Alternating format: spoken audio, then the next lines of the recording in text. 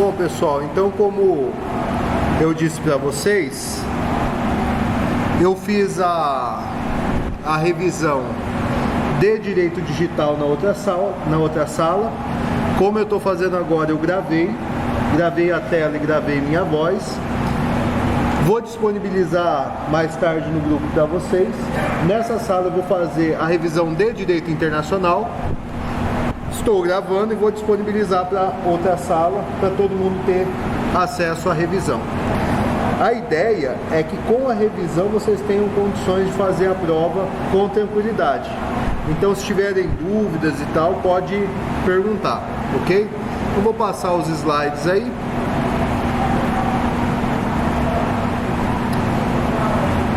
Pois bem. Oi, você perguntou alguma coisa, Magno? Ah, tá.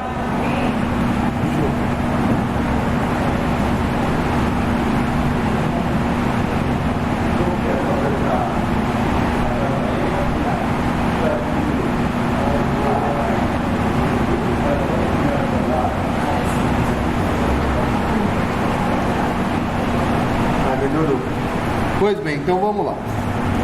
Primeiro, o que são elementos de conexão? Elementos de conexão nada mais são do que regras de solução de conflitos de normas no espaço. Como assim? Então, veja que eu posso ter uma situação onde eu tenha a conexão entre dois sistemas jurídicos diferentes. Por quê? Porque fiz negócio com pessoa de outra parte do mundo, ou fiz negócio em outro lugar do mundo, ou aconteceu um evento, nasceu um filho fora do país, e aí eu pergunto, qual legislação eu aplico? Porque eu sou de um país, o filho nasceu no outro. Eu sou de um país e o contratante é de outro. Eu estou num país, mas tenho um imóvel no outro. Aí eu tenho a conexão entre dois sistemas jurídicos diferentes. Qual norma eu aplico? Qual autoridade competente? Então, os elementos de conexão são essas regras de como eu vou solucionar esses conflitos de norma no âmbito internacional, no espaço, certo? Os elementos de conexão basicamente estão na lei de introdução das normas do direito brasileiro, entre os artigos 6º e 19. Então vocês vão poder usar o vademecum na prova. Não tem erro. Por quê? Porque todos os problemas solucionáveis, pelo menos porque eu vou pedir na prova, estão ali entre o artigo 6º e 19, pode seguir o que está lá, certo? São as regras de resolução dos conflitos de normas no tempo e espaço, no caso que interessa pra gente é no espaço, certo? Então tá ali, ó, o conceito, elementos de conexão são o apoio ao direito internacional privado para determinar o cumprimento de normas no caso real, objetivando indicar qual legislação será aplicada para solucionar os conflitos onde há conexões de mais de um sistema legal, certo? Então, primeira coisa que é importante é que os elementos de conexão, via de regra, eles são definidos em lei. São lex fori, certo? São definidos em lei. No caso aqui, a maioria na lei de introdução às normas do direito brasileiro. Tem um ou outro que vai estar em outra legislação especial. Para esses, a gente não vai colocar na prova. Pelo menos a princípio não vai colocar na prova. Os que estão na LINDB são critérios lex fori, certo? Tem como eu definir um elemento de conexão baseado na autonomia de vontade? Ou seja, eu fiz um contrato e vou colocar lá que eu elejo tal país como o país para julgar um litígio surgido de determinado contrato. Ou eu posso dizer assim, ó, caso surja um litígio, a lei que eu aplico é a lei de um país, aí eu estaria criando um elemento de conexão baseado na autonomia de vontade? Eu até posso, só que a lei tem que me autorizar a fazer isso. Então, se a lei disser que eu posso dispor livremente sobre qual elemento de conexão, beleza. Se ela não falar nada, o elemento de conexão seguido é o que está na lei, certo? Por fim, os tratados internacionais podem fixar também elementos de conexão, certo? Então, primeiramente estão na lei. Eu posso até definir em contrato, como forma de manifestação da autonomia de vontade, um elemento de conexão, mas a lei tem que autorizar, ela tem que prever isso. E os tratados internacionais também trazem os elementos de conexão.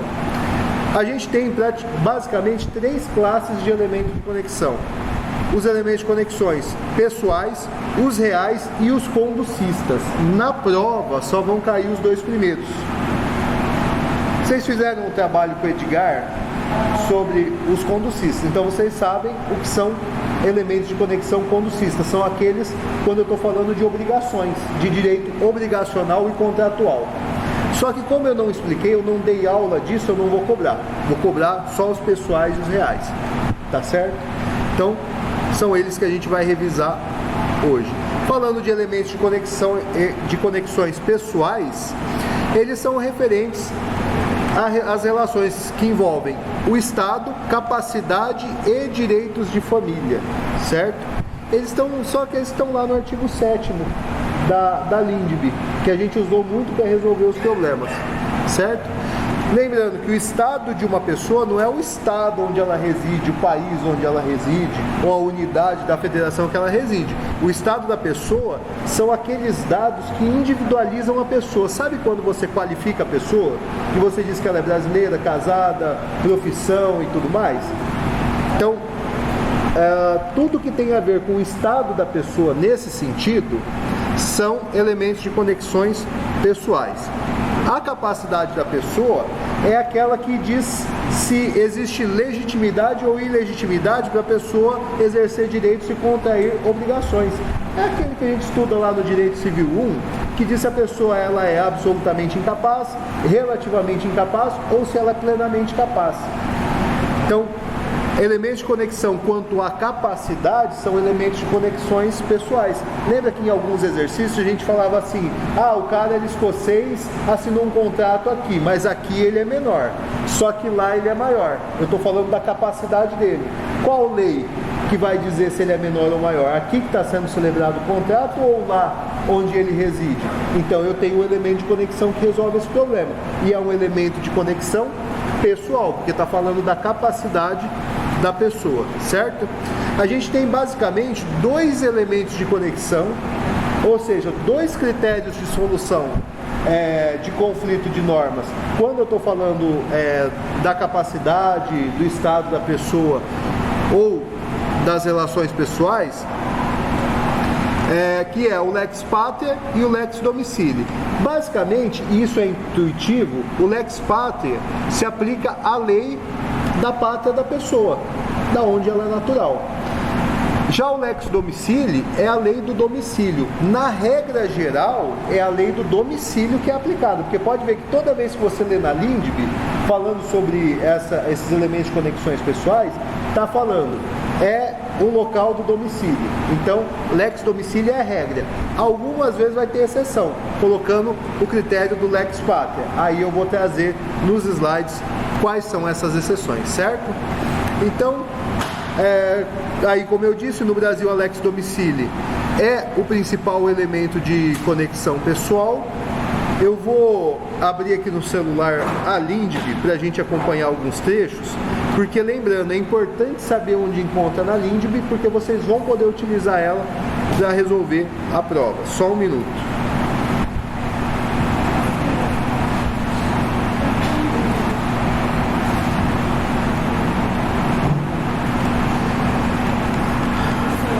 Opa!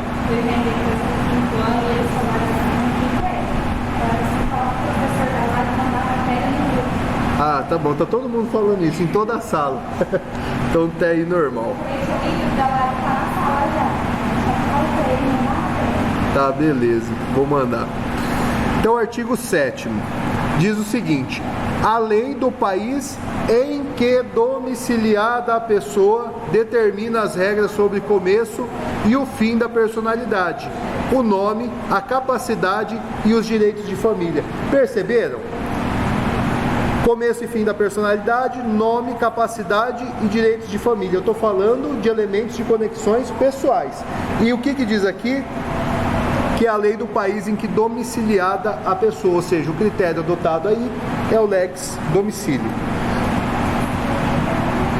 Algumas vezes a gente vai ter aplicação do critério lex pater como exceção. Quais são essas? Então aí o artigo 7º, parágrafo 2º, diz o seguinte: o casamento de estrangeiros poderá celebrar-se perante as autoridades diplomáticas ou consulares do país de ambos os nubentes. Aí não é do domicílio. Imagina, a pessoa está domiciliada no Brasil, mas ela é estrangeira. Ela pode casar perante a autoridade consular do país dela, ou seja, da pátria dela. Princípio, elemento de conexão, lex pater. O 18 é isso daí, só que o contrário. Agora é o brasileiro que está lá fora. Então, diz o seguinte: tratando-se de brasileiros, são competentes as autoridades consulares brasileiras para lhe celebrar o casamento e os mais atos do registro civil e tabelionato, inclusive registro de nascimento e de óbito dos filhos de brasileiro ou brasileira nascida no país de sede do consulado. Então, imagina, o brasileiro está domiciliado em outro país, mas ele é brasileiro. E ele quer celebrar o casamento, ou o filho dele nasceu e ele quer registrar como brasileiro numa autoridade consular brasileira. Ele pode, aí não está se aplicando a lei do domicílio, e sim a lei da pátria, no caso do Brasil. São duas exceções que a gente tem dentro da LINDB quanto à aplicação do critério lex domicílio, certo? E aí, a gente tem duas exceções fora, mas eu não vou mencionar aqui para não confundir vocês, que eu não vou colocar na prova. Que uma está na lei de direito cambiário e a outra no Estatuto do Estrangeiro, para não confundir eu não vou colocar. Então, vamos resolver um problema, porque os problemas, apesar de já terem sido resolvidos em sala, eles são determinantes para vocês acertarem as questões na prova. Então eu trouxe um problema aí dizendo: Alberto e Ana, brasileiros natos, domiciliados no Brasil, decidem fazer uma viagem internacional. Durante a estadia em Berlim, Ana falece. Ainda consternado, Alberto liga para você, seu advogado e amigo querido, para tomar as orientações sobre como proceder. Assim responda: qual legislação aplicável ao registro de óbito de Ana? E qual a autoridade competente para registrá-lo? Fundamente dizendo qual é o elemento de conexão aplicável. E aí? A gente... Oi? Como? Exatamente, esse é o elemento de conexão aplicável. Veja, primeiro, eu tenho a conexão entre dois sistemas jurídicos, porque eu tenho dois brasileiros que estavam em viagem internacional e lá na Alemanha um deles faleceu. Então, quer dizer, e agora? Qual lei eu aplico? A conexão de dois sistemas. Aí, eu estou falando de um elemento de conexão pessoal. Por quê? Eu estou falando sobre início e fim da personalidade da pessoa, sobre registro, estado e assim por diante. Qual é o critério? Aí a gente viu que tem dois, o lex patria e o lex domicílio. O lex domicílio é a regra, mas o lex domicílio é de quando se aplica o domicílio. Nesse caso, se eu for lá na LINDB, eu aplico o artigo 18 da LINDB, que fala que a autoridade brasileira, a consular brasileira é competente para fazer o registro de óbito, por exemplo. E aí eu tenho o critério lex patria aplicado de forma excepcional. Então, respondendo esse problema, qual legislação aplicada? Brasileira.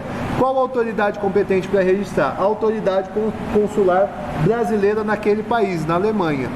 E aí, qual que é o fundamento? Artigo 18 da LINDB, e o elemento de conexão é o lex patria, nesse caso. Certo?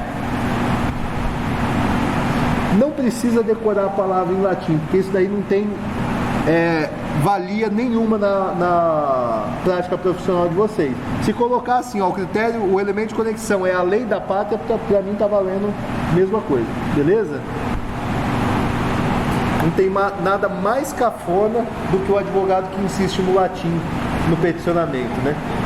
Tem um outro termo que beleza, é jargão mesmo, mas cara que fica colocando latim. Eu leio uma petição que é carregada de latim, eu fico imaginando o cara usando um terno florido, uma gravata colorida, né? Só falta o girassol no bolso.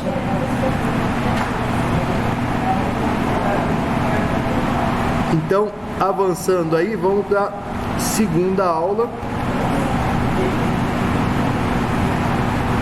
Você viu quanto alto? É muito. Não, mas na verdade isso aqui não é que é muita janela. É o software que grava a tela. Eu estou gravando essa revisão para disponibilizar para outra turma. E esse software é o que grava. Oi? A voz também. Está gravando a minha voz aqui e a tela da apresentação. Então, agora falando dos elementos de conexões reais, eles disciplinam os bens, coisas móveis e imóveis. Lembra que direito real, lá no Código Civil, era onde tratava sobre os imóveis, as coisas e tal? Então, aqui, os elementos de conexões reais, eles disciplinam as coisas móveis e imóveis. Qual que é o elemento de conexão adotado? Qual que é o critério adotado? É o lex rei citae. Aqui a gente tem um só, que é a lei onde está situado o bem, a coisa, certo? Essa é a regra geral. Onde que eu acho isso? Então eu não lembro qual que é o critério que eu vou utilizar. Então eu recorro ao artigo 8º da LINDB.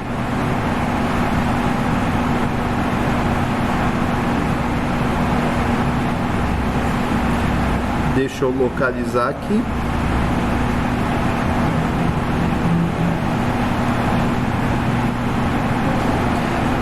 O artigo 8º diz o seguinte: para qualificar os bens e regular as relações a eles concernentes, aplica-se a lei do país em que estiverem situados. E aí, eu fiz um lembrete importante. Quando eu falo situado, eu estou falando de coisas. Porque quando eu estiver falando de pessoas, eu vou falar que está localizada, ou que está residente, ou domiciliada em tal lugar. Não situada. Porque teve um probleminha dos exercícios que eu dei em sala, que falava sobre, por exemplo, eu não lembro bem, mas acho que era um bem, alguém que faleceu e deixou um bem na Espanha. E aí responderam, assim, muitas pessoas tiveram dúvida, dizendo assim, não, mas o estrangeiro estava situado no Brasil, e a lei fala que é o lugar onde está situado, não é situada a pessoa, é situado o bem. Então viu que é situado, é o bem, certo? Então o artigo 8º da LINDB, ele estabelece esse critério da situação do bem, quando ele diz que aplica-se a lei do país em que estiverem situados os bens, não as pessoas, os bens, certo? Então, passando, lembrem bem disso, lembrem bem desse slide, porque eu tô doidinho para colocar um problema a respeito, só para gravar. Só se aplica esse critério dos elementos de conexões reais no caso dos bens corpóreos. Os bens incorpóreos, eles estão excluídos dos critérios dos elementos de conexões reais. Então, lei de propriedade intelectual, se eu estou falando de patente, qualquer coisa que é direito, que é um bem imaterial e corpóreo, créditos obrigacionais também, aí não se aplica esses elementos de conexão reais, certo? Então, só lembrando disso, só para bens corpóreos. Então, a LINDB estabelece o critério da territorialidade, que é isso, né? Então, quando for, se eu perguntar assim, qual elemento se aplica, se você não quiser colocar lex rei citae, porque você não lembra, não é obrigado a lembrar, porque não vai fazer a mínima diferença, você pode, em vez disso, colocar assim, o critério adotado é o da territorialidade, vai dar a mesma coisa. Ou é do território onde está, ou é do país onde está situado, porque significa que você entendeu a matéria, certo? Outra coisa importante, é a lei do local da coisa, sendo a coisa individualmente considerada, independente da titularidade da pessoa que é titular desse bem, se ela é nacional ou estrangeira, ou se o domicílio da pessoa é no estado brasileiro ou não. O que importa é o local onde está situada, a coisa individualmente considerada. Então, se eu tenho, por exemplo, um imóvel no Brasil, aplica-se a lei brasileira. Aí eu tenho um imóvel, por exemplo, nos Estados Unidos, da mesma pessoa, aplica-se a lei americana, de acordo com o local da situação dos bens, certo? Outra hipótese em que a LINDB aplica esse critério da lex rei citae ou o critério da territorialidade tem a ver com a sucessão. Sucessão estão lá nos elementos de conexão reais, pessoais, mas aqui se aplica o critério da territorialidade, ou seja, deixa eu só achar aqui o artigo. É o parágrafo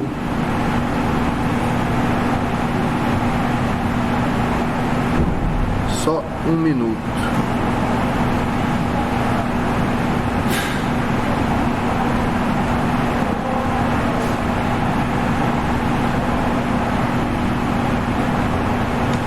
Tá, então vamos lá. Se eu tiver uma sucessão, aí tá errado, viu? Então, para quem estiver olhando esse slide, o parágrafo é o primeiro. Se eu tiver a sucessão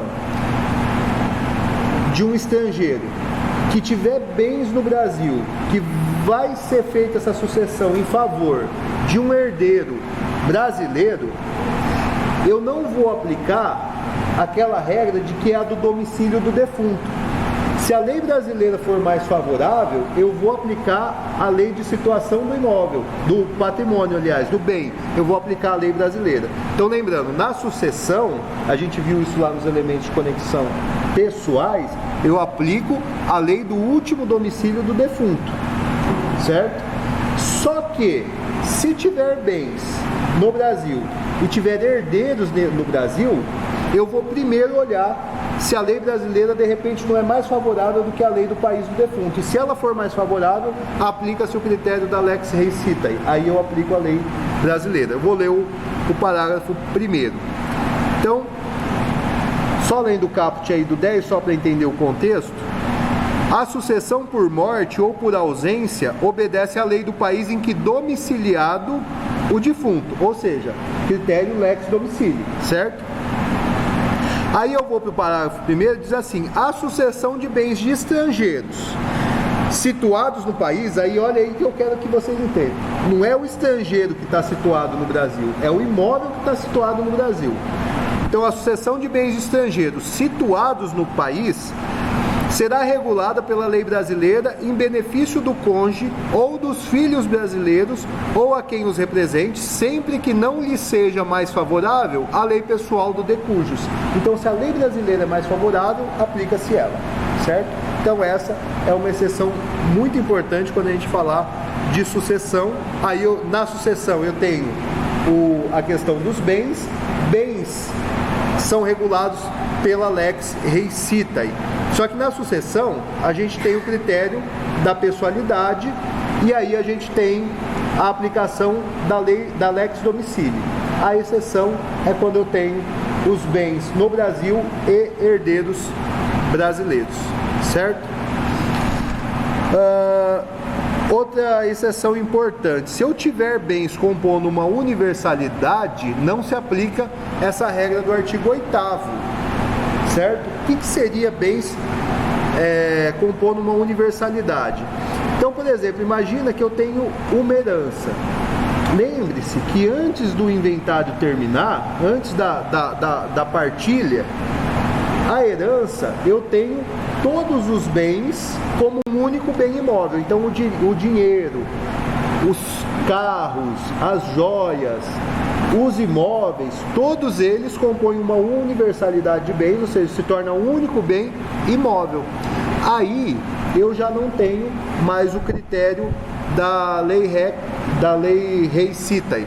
Aí eu tenho o Instituto obedecendo o seu próprio elemento de conexão pessoal. No caso da herança, vai ser o critério que rege a sucessão, certo?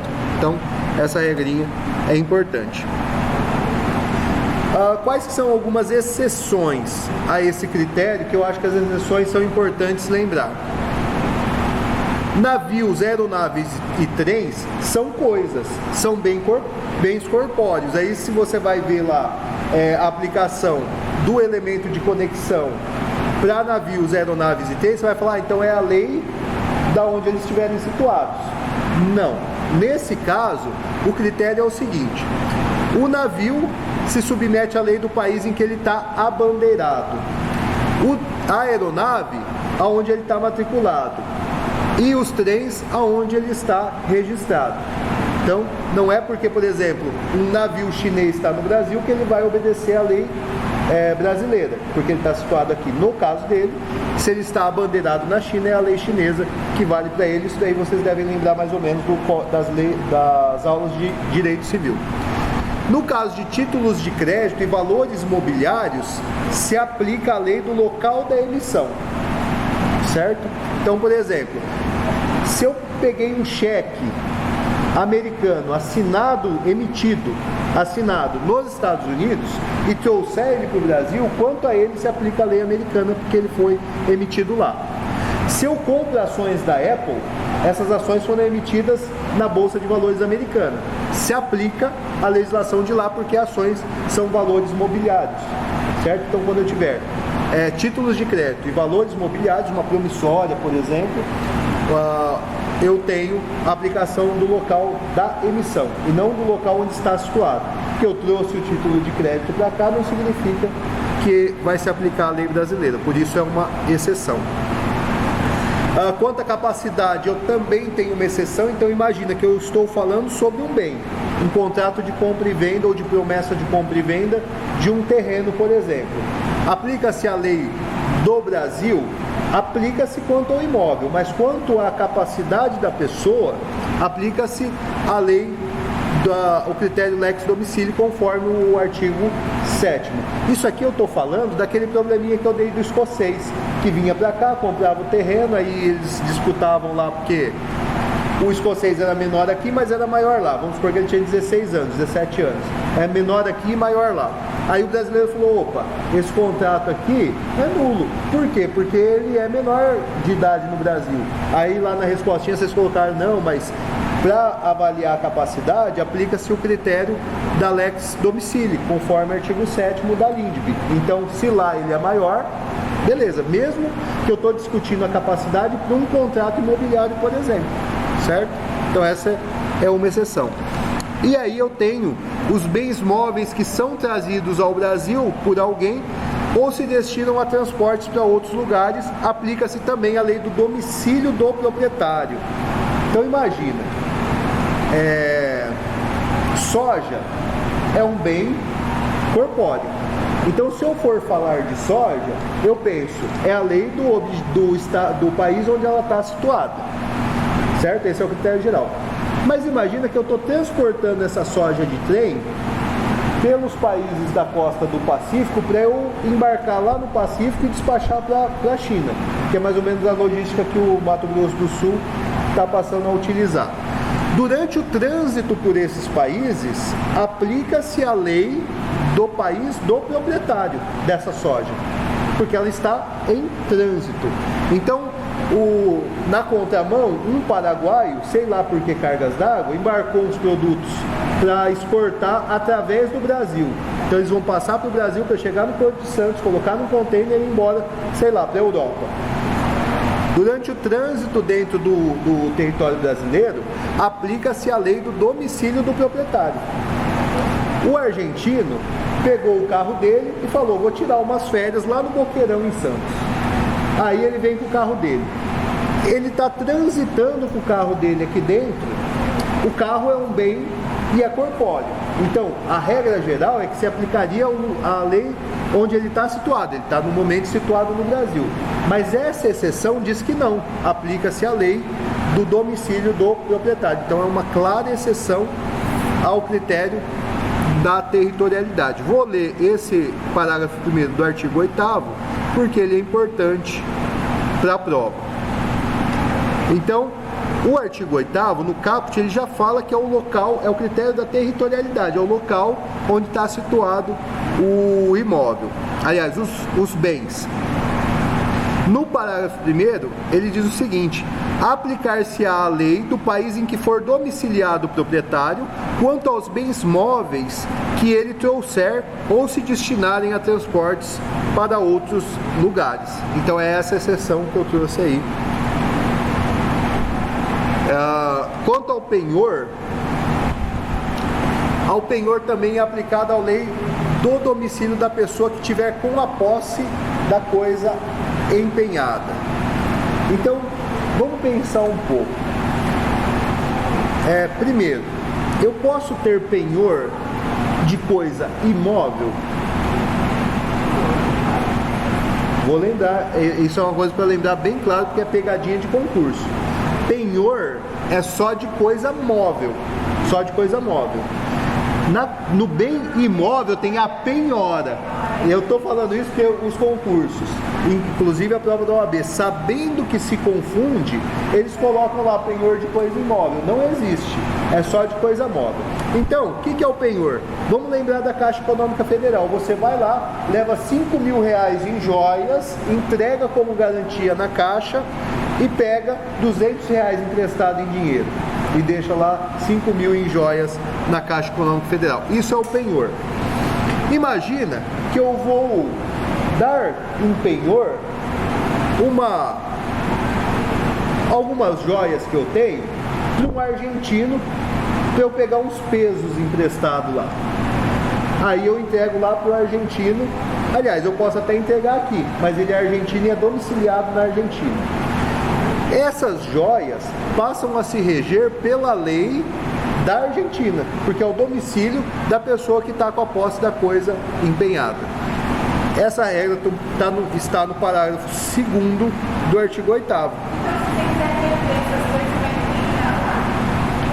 Ou ele te entrega aqui, mas eu estou dizendo assim, se surgir um litígio, qual lei eu aplico? Aplica-se a lei argentina. Exatamente, está ferrado. Isso é importante saber, inclusive, quando você vai fazer negócios jurídicos no exterior. Em relação ao eu entendi o feito do fato,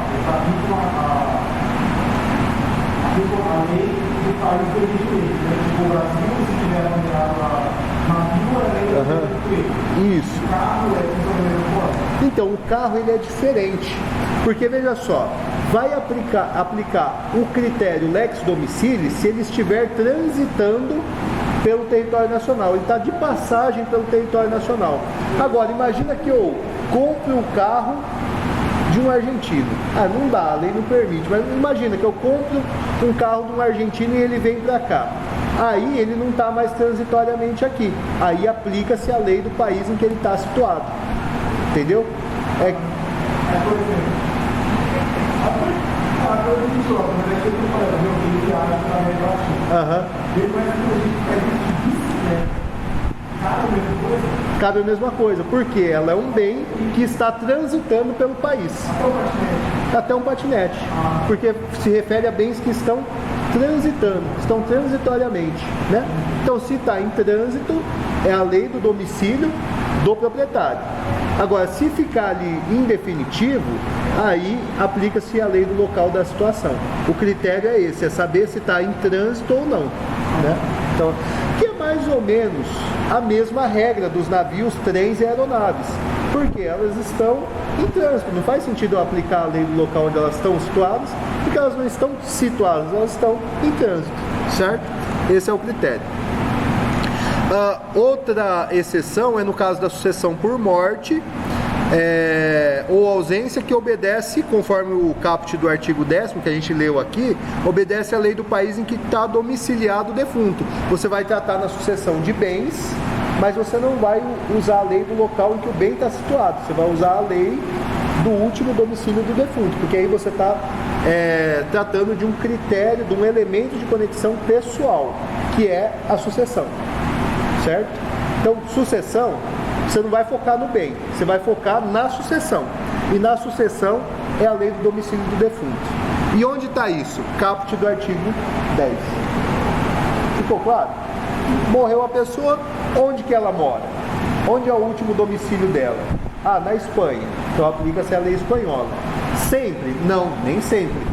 Ela tem bens no Brasil? Tem. Tem herdeiro no Brasil? Tem. Então primeiro vou checar se a lei brasileira não lhe é mais favorável para fazer essa sucessão, certo?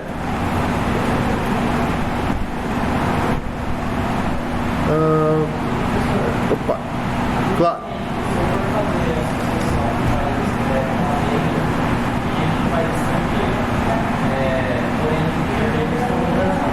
Certo.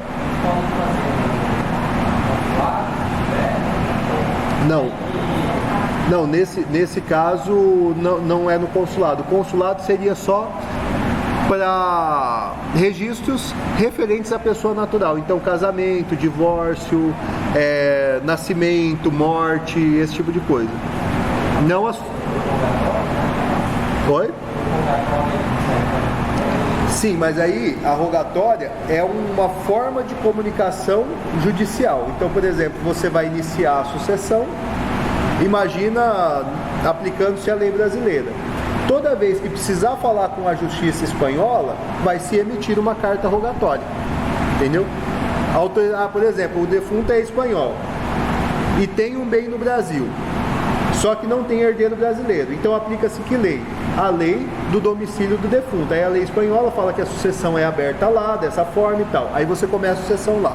Quando for tratado bem aqui, o juiz lá da Espanha, ele vai mandar uma carta rogatória para se comunicar, mas a carta rogatória, ela é um meio de comunicação judicial, como a carta precatória, como a carta de citação e assim por diante. Isso, mas aí quem vai emitir é o próprio juízo daquele país, certo? Bom, então um probleminha, esse probleminha para fixar bem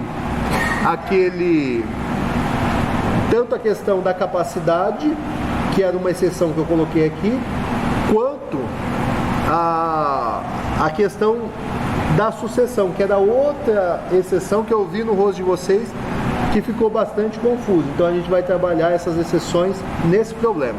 O problema diz o seguinte: Michael, escocês, 16 anos, casado com Laura, brasileira, 20 anos, ambos residentes domiciliados na Escócia, compra uma propriedade imóvel no Brasil sem a assistência de seus representantes legais. Representantes de quem? Do Michael. Na Escócia, a maioridade civil inicia seus 16 anos. Passado um tempo, Michael falece em razão de um acidente. Você, advogado de Laura, precisa decidir para regularizar este imóvel se, primeiro, o negócio foi válido ou foi nulo? Porque ele comprou sem assistência. Aqui no Brasil, tem 16 anos e tal. E caso tenha sido válido, qual lei regulará a sucessão, considerando que o imóvel é o único bem deixado? Então, Magda, você respondeu o que na primeira? Válido por quê?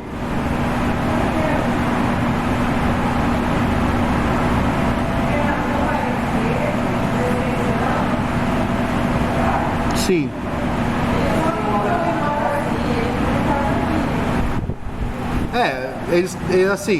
Ele pode estar aqui, ele estava domiciliado na Escócia. Porque lembra que o domicílio é onde você reside com ânimo definitivo. De repente você está residindo fora, mas você continua domiciliado em outro país. Nesse caso, ele não estava residindo no Brasil, ele veio no Brasil, comprou e voltou, porque ele está residente domiciliado na Escócia. Mas por problema, a residência é irrelevante, o que importa é o domicílio. Então vamos lá, qual que seria um padrão de resposta bacana? E eu falo padrão de resposta para dar um norte, porque vocês podem responder com liberdade. Se eu perceber que vocês entenderam a matéria, tá ok, beleza? Então, o negócio foi válido? Foi válido. Por que ele foi válido? Porque tem um fundamento ali, então a gente tem que dizer o porquê que ele foi válido. Por quê? O elemento de conexão para questões de capacidade é o lex domicílio, segundo o artigo 7º caput da Lei de Introdução às Normas do Direito Brasileiro, da LINDB. E na Escócia, onde é o domicílio dele, ele é maior de idade, certo?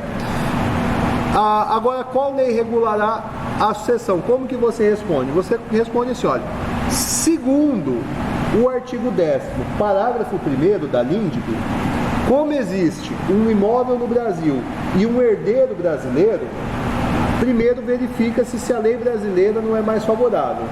Caso não seja mais favorável, aplica-se, segundo o caput do artigo 10, a lei de domicílio do defunto, ou seja, a lei escocesa. Isso aí é uma resposta. A gente, segundo o artigo 10, parágrafo 1º, a gente vai checar primeiro se a lei brasileira não é mais favorável para fazer essa sucessão. Se ela não for mais favorável, então é a lei espanhola, a lei escocesa, segundo o caput. Ela é a única herdeira. Ela é a única herdeira e esse é o único imóvel. Eu coloquei assim já para não confundir. Beleza? Pessoal, alguma dúvida sobre os elementos de conexões pessoais e os elementos de conexões reais? Não? Então, tá certo. Os conducistas não vão entrar na prova, por isso eu não vou revisar hoje. Tá ok? Pessoal, mais uma vez, obrigado. Agora eu vou usar esses minutos que me restam aqui